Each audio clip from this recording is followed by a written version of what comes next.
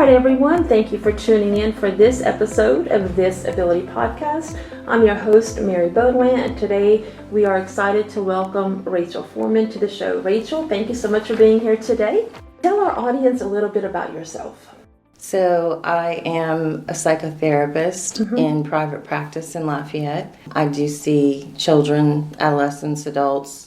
I've always been a social worker, but I never really thought about going into private practice initially. I was thinking medical social work. And then it wasn't until we adopted our son and realized that he had special needs that life sort of changed for us. We adopted him when he was 3 weeks old. Okay. And he, at that point, was perfect, and as far as we were concerned. And I mean, just really almost advanced at everything. It was amazing. I was calling him my golden child. He just was this happy, intelligent kid. All of a sudden, literally one day, and I mean, I know the date, we consider it D-Day in my head. He came home from kindergarten and told me, "Mama, you need to take me to the doctor. Something's wrong with my brain." And I mean, he was very articulate. I was thinking, okay, did you get in trouble today? Yeah. Do you have a headache? Like, what does this mean? Did the teachers reach out to you or anything? No. Okay. I mean, it was literally just this one day. It was November 13th, 2007. I picked him up from daycare, or actually from kindergarten, aftercare, and he was always a talkative kid. Every day he'd get in the car and couldn't wait to tell me everything. And that day when he got in the car, I knew he was quiet. And so I said, well, what do you have a headache? And he said, no. And well, what do you mean you can't, there's something wrong with your brain? And he said, well, I can't control myself. And I said, well, buddy, you sound okay. Right. And he said, Mama, you don't understand. I can't control myself. Okay, well, we'll talk about it when we get home. But when we got home, he was acting kind of just fired up, like in a way that I had not seen him before. And I put him in timeout, settle down, chill out a little bit. And at that moment, he went into his first manic phase. And it was the scariest thing I've ever seen in a 5-year-old. He'd spent a lot of time in timeout. I mean, that was just our norm. Right. And he was fine with it. Well, and you said it was the scariest thing you've seen. You were a social worker or a social worker. Yes. So I'm thinking you've probably seen a lot. Oh, yes.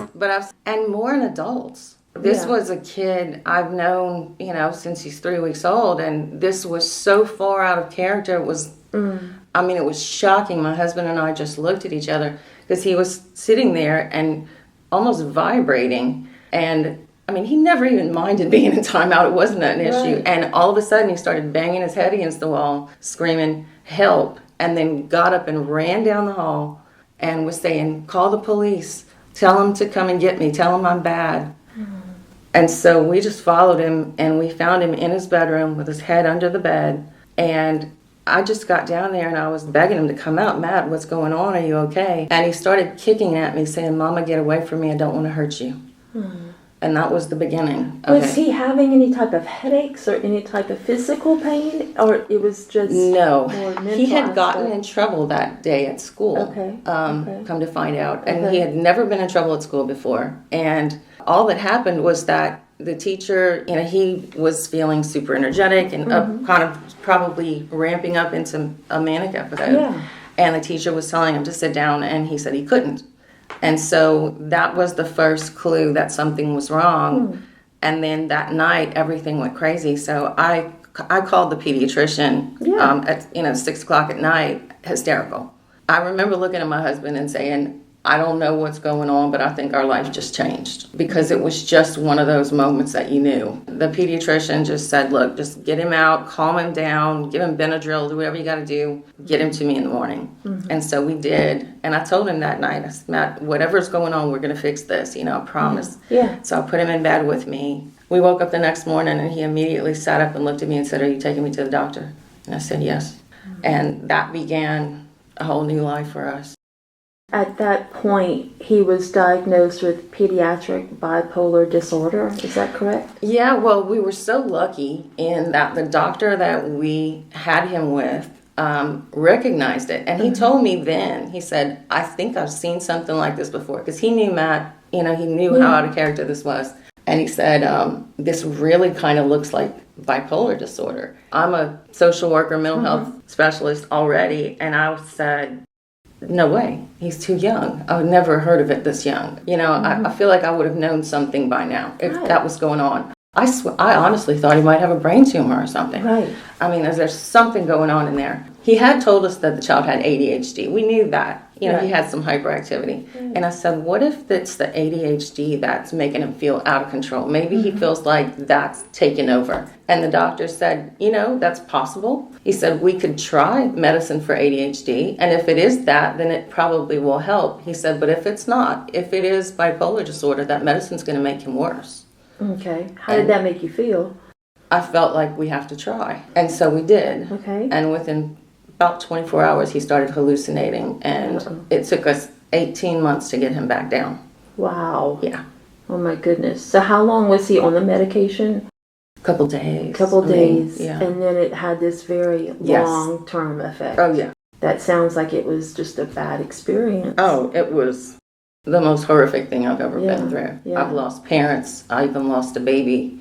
It was like, I remember I was trying to tell somebody what this felt like. And I said, it felt like somebody came in and took my child and gave me another one that looked like him, but I don't even know this child. And it was so scary. And at the same time, I'm missing my child that I knew. Nobody knew what to say. Nobody knew what the prognosis was. It was still very new. There were still so many people saying, oh, kids that age can't even have bipolar disorder. And so we didn't know what to believe. Is this something that is hereditary by any chance? Yeah. Okay, it is. We're pretty sure it is. Yeah. Like I said, we were so lucky to get somebody who recognized what was going on, because the average back then, the average time between when a child started showing symptoms and when they actually got a diagnosis of bipolar disorder was 10 years. Oh, wow. Yeah. That is really why I think back then the prognosis was so poor for kids who got diagnosed with this, because over that period of time, they not only were feeling socially isolated, but were being judged by everybody else as that's just a brat. You just need to spank them. You just need to do this. They, a lot of times, would turn against themselves and feel, what is wrong with me? Why am I like this? Maybe I'm a bad person. And so in most of those cases, either they would just say, okay, maybe I am a bad person and end up in jail, or they couldn't live with that fact and they would hurt themselves. How did this affect his schoolwork? Oh, God. Okay. So, yeah, he was a straight A student. Okay. He was just, like I said, this little perfect little child. So when it started, he was holding it together at school. It happened more at home, to the point that I went to talk to one of his teachers about it, and she's like, I have no idea what you're talking about. Beyond that one day that he was, once the medicine started and he got, manic and all, when I tried to send him back to school, it was a nightmare. His school kept going on lockdown. He literally couldn't do it, to the point that I took a leave from my job and I went to school with him every day, and I sat next to him. Okay. And sometimes I'd go sit in the library for a little while to give him time to see if he could do it, but he couldn't. Sometimes he'd last 30 minutes, sometimes he'd last an hour, to the point that I just had to withdraw him. Okay. First of all, he had to change schools, because at that point we realized he needed a self-contained classroom. Even though he was intelligent, special education is not just for learning disabilities. We knew he would need to be in a small class with less stimulation and all. He was at J. Wallace James at the time. Okay. We had gotten him in and we were so happy he loved it. Yeah. But they didn't have a self-contained class. So we had to go where he was zoned, and they did, and that was Evangeline Elementary. I didn't know much about the school, and I was honestly kind of worried, how is this going to go? Yeah. It actually ended up great. Their SPED teachers were so wonderful. They literally walked through this with us. It was a very messy process of back and forth. Can he make it to class? Let's try it for a half hour. Let's do half days. Mom can come for a while, and then maybe mom can step out, and then we'd have to pull him off for a couple of weeks because he just couldn't function at all. So he'd go homebound. And then, okay, let's try again. And we did that literally all through school. So what ended up working? Being homebound, or was he able to go back to school full time? Yes. He was always able to go back, at least for a while. One of the things that happened, we first got the diagnosis. Like I said, I wasn't really even convinced that's what was going on. So I actually quit my job, which in itself was hard, because they were my friends. They were my support. It was some grieving over that. At the same time as you're grieving over your child and terrified, I started looking for other places to go. I got on the internet and found where were they doing research on pediatric bipolar disorder. And I found at the University of Texas, I think it was at Galveston, there was a doctor there researching it. And so I called the department and got his secretary on the phone and cried until she said, bring him tomorrow. So we picked up and left, went to Galveston, met with this doctor. And they started trying different things. They were thinking possibly it was something called PANDAS, a neurological disorder some kids get after they have strep. And it mimics really severe psychiatric-ish conditions. And Matthew had just had strep. And so we thought, okay, maybe we'll try anything. So they tried him on the antibiotics and all, but it didn't pan out. There was a psychiatrist in town that we had been told was good. He couldn't see us until February. This happened in November. So we kept looking around, and we finally got hooked up with a doctor in Baton Rouge, Dr. Joseph Grazafi. And to this day, we think he hung the moon. He walked it with us, too, every day. And between all of us, we tried different medication regimens until we found something that I remember calling him. I'm have to not cry. Yeah. I remember calling him and saying, I recognize him. Something's there. He's coming back. Good. That was the process that we stayed in for years. I did a little research on you and your family, and you had mentioned in an interview with Lauren Jeremy that you realized how few resources that are available for families that are facing pediatric bipolar disorder diagnosis. What gaps did you notice specifically? Information, first of all, that people knew and understood what it was and what it looked like, that they understood how it presents and plays out differently in children than in adults. And that was among professionals, among teachers, some doctors, and just the general public. Right. Because when you have a child who suddenly is diagnosed with cancer or something horrible, some catastrophic illness, people may not understand it, but they understand that they need to help you. Yeah. And that they need to be there, and they have compassion for you. They have compassion for your kids. They kind of come around and say, can I bring food, or what can we do? Let me do it. Thank God they do. But that doesn't happen when it's a mental illness. They disappear. They run. They have no idea. And half of them don't believe it. Just say, give him to me for a week. I'll fix him. He's just pulling your chain. He's fooled you.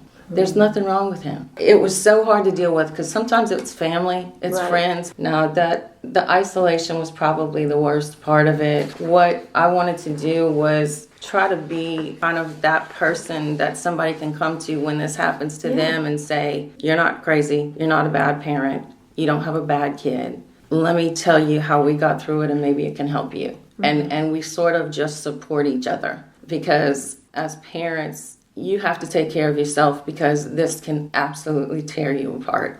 Your marriage, your jobs, your relationships with everybody else. And you're so scared and you're trying to protect this child and help them. And at the same time, you're having to defend them and defend yourself in every decision that you make with people who it's so easy to call the shots from the cheap seat. They're not there every day. You're out in public and your child is maybe throwing a tantrum, and so you just get down there and you're trying to calm them down, de-escalate the situation. And people are walking by going, well, it's your fault if you let them get away with that. And they don't know that your child was suicidal 15 minutes ago. They don't know what's going on. People can be very judgmental, unfortunately. And I have to admit that I had some of that in me. Not that I would ever say anything, but I remember before I had kids, walking through stores, seeing ladies pleading with their kids to get up and stop screaming and thinking, oh my gosh, I would never put up with that. And I said, I think God has a sense of humor because he tapped me on the shoulder one day and said, watch this. There you go. Yeah. I'm going to send you this little boy. And, that came with SWAT team and school lockdowns. And, rolling around the floor was the least of my concerns at that point. Right. So never say never. And you also started a local support group, yes, right? Yes. All right, so can you tell us a little bit about it? Yes, and I would love to say it's still going now. It's not. I eventually walked away from it when I got the practice going and all that because I felt like my attention was better served there. Sure. And luckily now it's not as necessary because there is There is a lot more when it comes to resources that are out there now. Yeah, I spoke to some of the pediatricians in town and told them, if you have kids that are diagnosed with this, give them this information. I did it out at the family tree for years. It was for the parents to just come and talk about what they're going through and what the challenges are. And we would talk about doctors, medicines, or, when my child does this, this is what I've tried and it's worked. Or how to write the letters that you need to the school system. Or have there been any particular, from other families, impactful moments or success stories that you've heard from the group? Or just anyone that's reached out to you that says, my child was doing this and now things are better? Yeah, I see a lot of them in my practice, unfortunately. Okay. Yeah. And, not just from here. People will actually drive in from Lake Charles in different areas because of my background with pediatric bipolar disorder. And so I have seen a lot of kids with it. And, I love everything that I do with my job, but there's something about that that's so close to my heart. Sure. Yeah. There was a time when we had been doing this for a couple of years, and Matthew was doing everything we told him to do. He took his medicine. He went through the motions. He was miserable. He was not getting better. He did get suicidal one time and told me he wanted me to kill him because he didn't want to live like that anymore. There were times that, our only hope was just to keep him alive until he was 18, because at that point the statistics were not that great, that so many kids would try and commit suicide before their 18th birthday. I remember a day that was particularly bad. It had been just going on all morning, having to hold him down, try to stop him from hurting himself or somebody else. And we were leaving our house to go to Winn-Dixie. I remember backing out of the driveway and thinking, maybe a truck will hit us on the way to the store. And it'll just be over, and he won't have to go through this anymore. It'll just be over. And not that I would have ever done anything, but that was the most comforting thought I had at that moment. I think what I like to do is tell people, listen, I think I have seen about as bad as this gets. We got it better. Yeah. He's better. His life is better. So I know if we can do it with him, we can do it with your child. Right. And I can tell the child that too. We have never found somebody that we couldn't at least get it better. So we will walk with you. I think that your story is very relatable. There's people that are listening that are probably like, oh, wow, she just expressed things that I've been feeling. Oh, yeah. Sometimes people don't articulate that. That's a very real moment. It's scary to even admit that happened. Absolutely. I can't explain how lonely this road is. Yeah. And how good it feels when you can come to the other side of it and say, wow, we got through this. It's like you want to scream from the rooftops. This is doable. Yeah. You can get through this too. You also wrote a book. Yeah. So tell me about that. That actually was kind of Matt's idea. This Dr. Grizafi, when I say he walked it with us every day, he really did. What he had us doing was we would keep a record of everything he was taking, dosages and all, a record of how he reacted, everything that happened that day. At the end of the day, I would email it to him. Okay. And every day, this went on for years, every day, he would, okay, what's going on with this? Sometimes he'd respond, sometimes he would just keep them.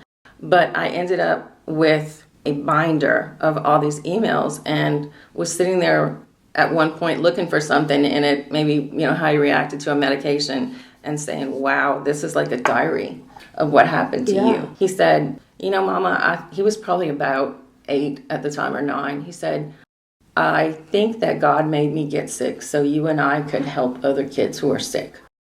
Wow. And I was like, wow, buddy, I think you're right. And he said, maybe we should show that to people.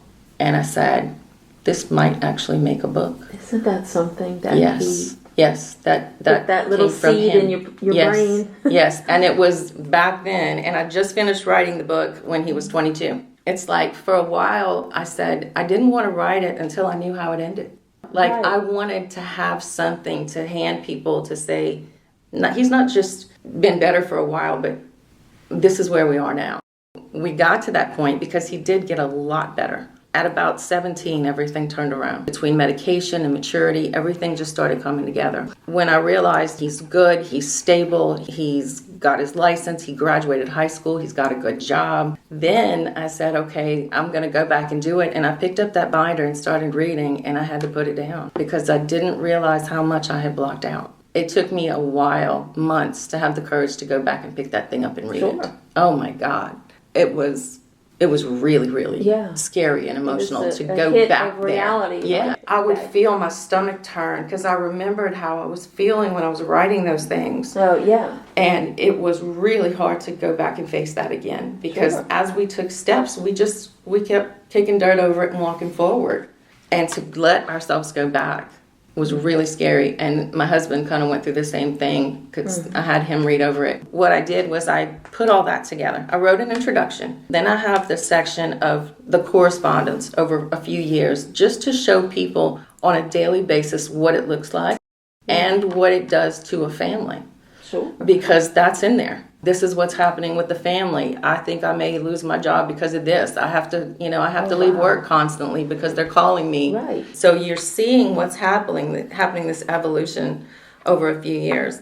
Then the next section is kind of switching to me as a therapist. Mm-hmm. This is what I learned and what I use, some of the tricks I use now with my clients. Things about how to help them make friends, how to handle certain situations. One of the things that I realized with my son was that the word no obviously was a trigger for him when he was sick. Though you can't say yes to everything. Right. I had raised 2 children before. I raised my husband's 2 kids, and they were great. I mean, of course, they had their moments, and it would just be like, look, just go to your room. That was the end of that. Well, that stuff doesn't work with this child. No. When he's manic, he's not even hearing you. Mm-hmm. So one of the things I realized was that I'm going to avoid saying the word no when I know he can't handle it. Maybe I cooked supper, and he would say, Mama, I don't want that. I want pizza. And instead of saying, no, we can't have pizza, I would say, you know what, that's a good idea. I'm going to order some pizza Saturday.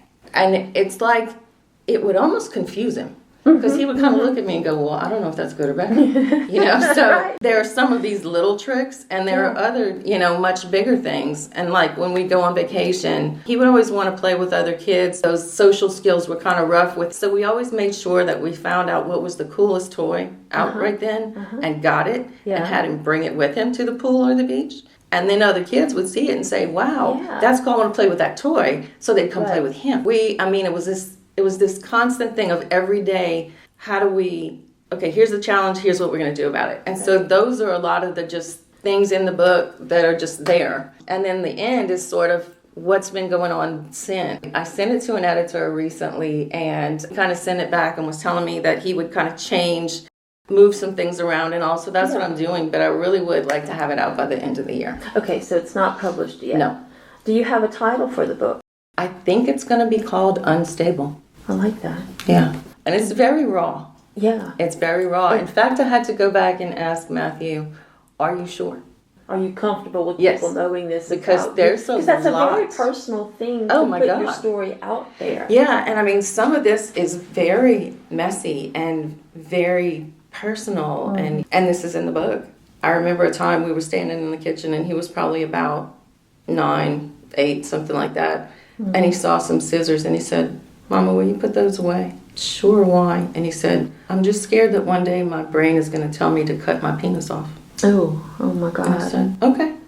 And I put it away. But it's just what was happening in his brain was so far away from who he is. But I think if I'm going to give a picture of this, that it needs to be real. Because there are families, if their child has been diagnosed with this, there's probably very similar stories. Yeah. Oh, yeah. That they can relate to. And I think there's nothing worse than feeling like you're the only one going through something. Mm-hmm. Like you said earlier, that feeling of isolation, it's detrimental. God. It is. I don't know how we got through it. Mm-hmm. Thank God I was not a single parent. Mm-hmm. Thank God my husband was in it with me. We supported each other. We're absolutely not wealthy, but we at least had the resources to pick up and go to Gallup. We could try those things. We had the education to know how to get on the computer and look up what colleges are researching it. Even with all the advantages we had, it damn near killed us, together and separately. Because, it's about a 50% line of marriages that break up already. If you add in a special needs child, it's up over 80. Oh, yeah.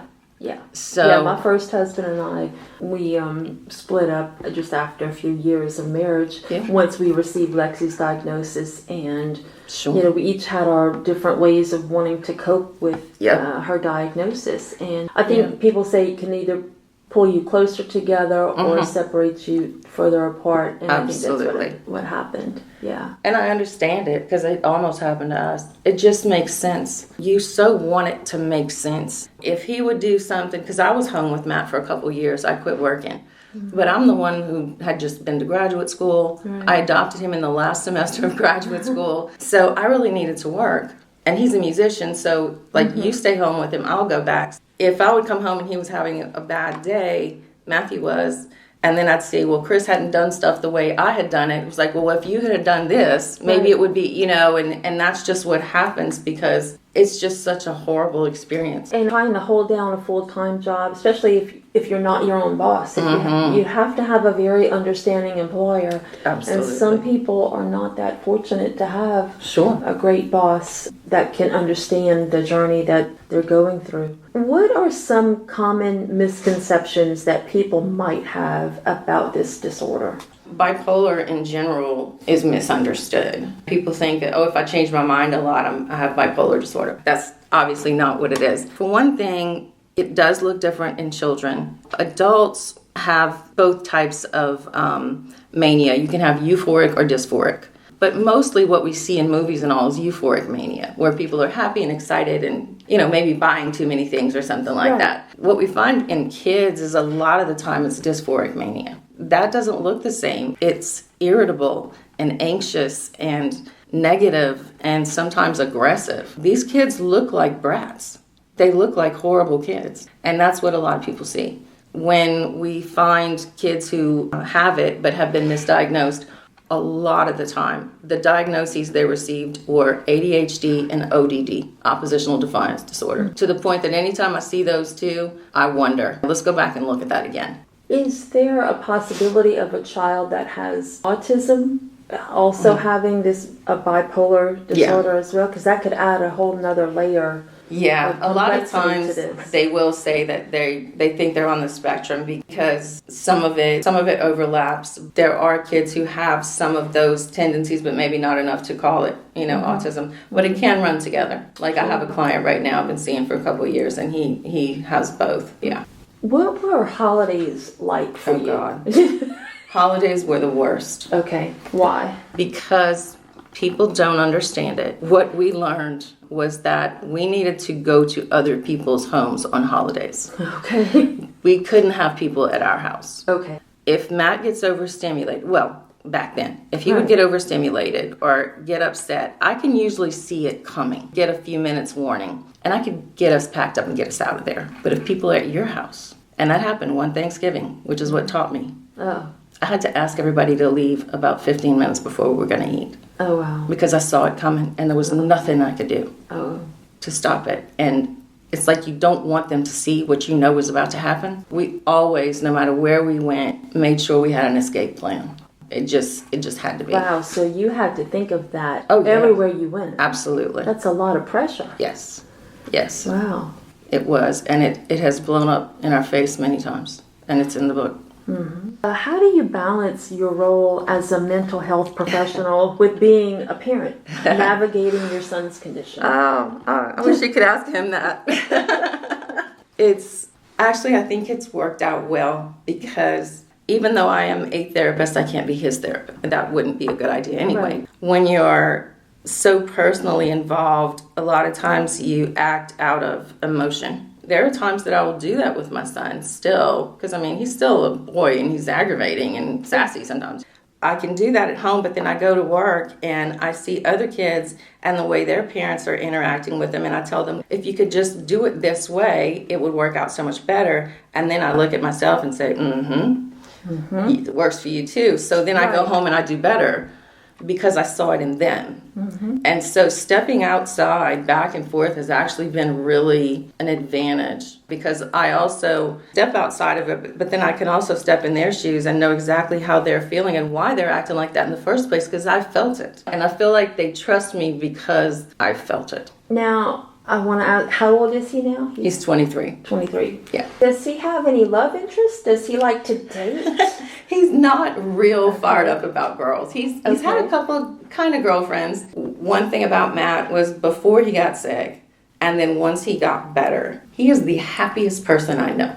He is just the happiest to be alive person. You can hear him laughing from across the house. He has developed really good friendships, some of them online, some of them here. He's met a couple girls, though he's not interested in relationships right now.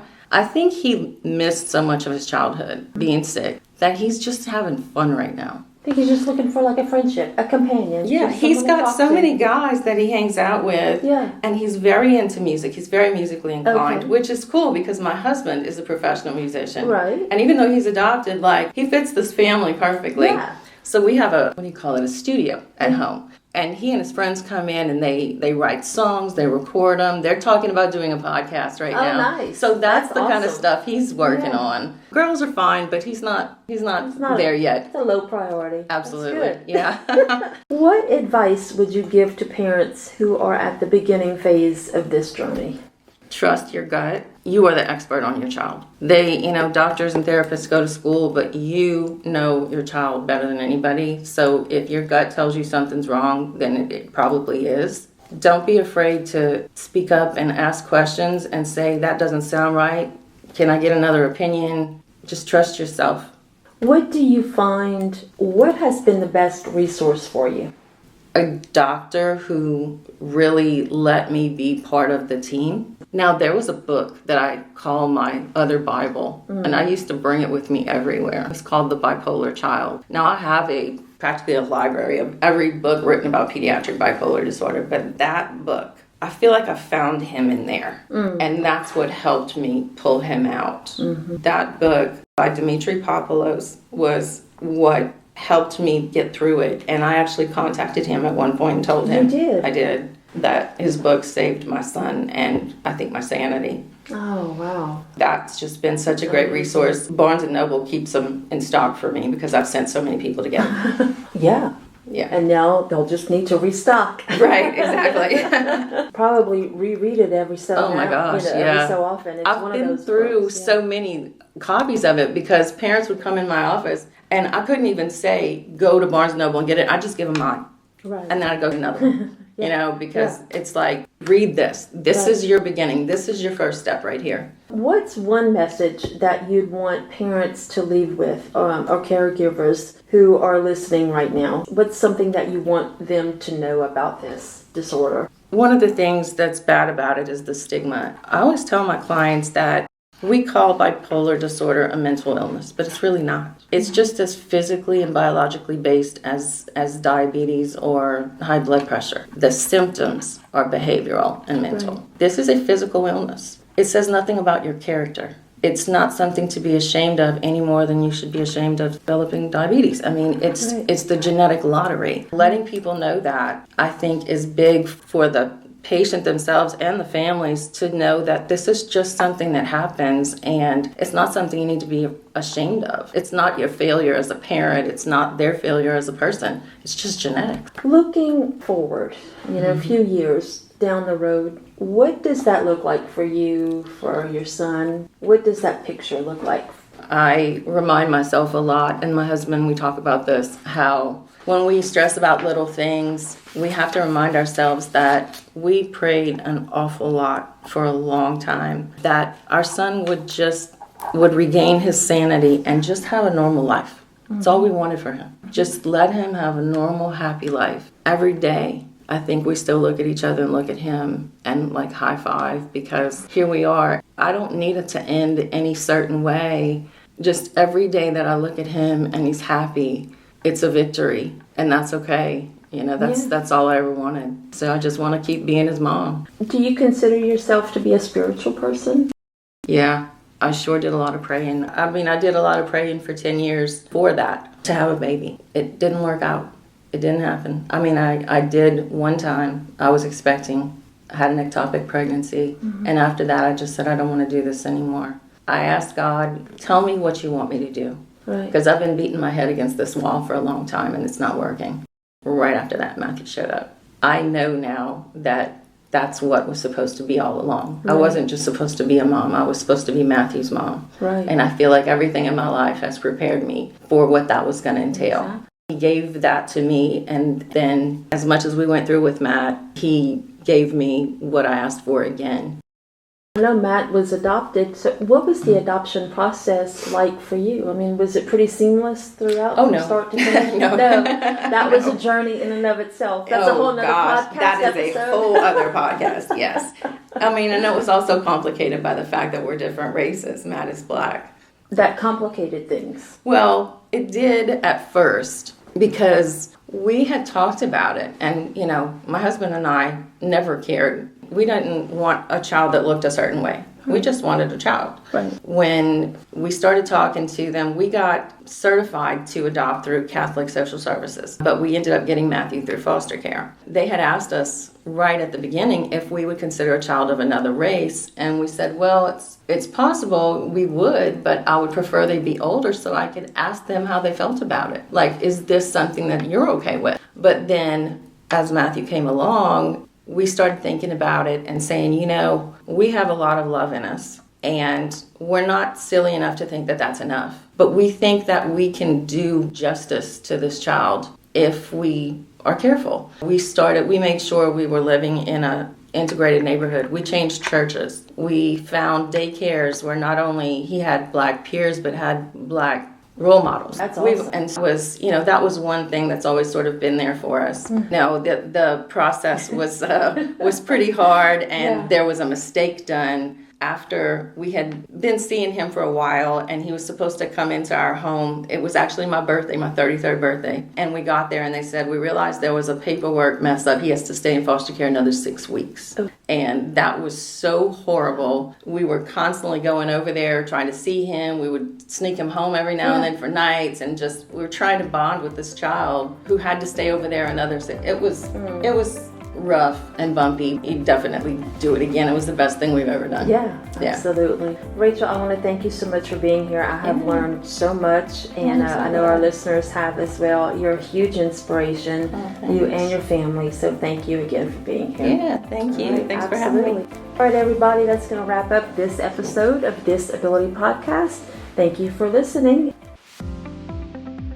Help us grow our audience by subscribing to our podcast on Spotify, YouTube, Amazon Music, Apple Podcasts, and other podcast networks. Additionally, if you enjoy listening to our podcast, help us to be discovered by leaving a rating or review of our episodes. This will connect us with other potential listeners and help us to expand our audience. From all of us at This Ability Podcast, we thank you for your ongoing support of our mission to unveil stories that inspire and enlighten others in the special needs community. All episodes can be found on Apple Podcast, Spotify, Amazon Music, YouTube, and other podcast sites. Remember, you can also find our video podcast for each and every episode on our YouTube channel. The video podcast feature a wide array of pictures submitted by each guest for their episode. Check it out today.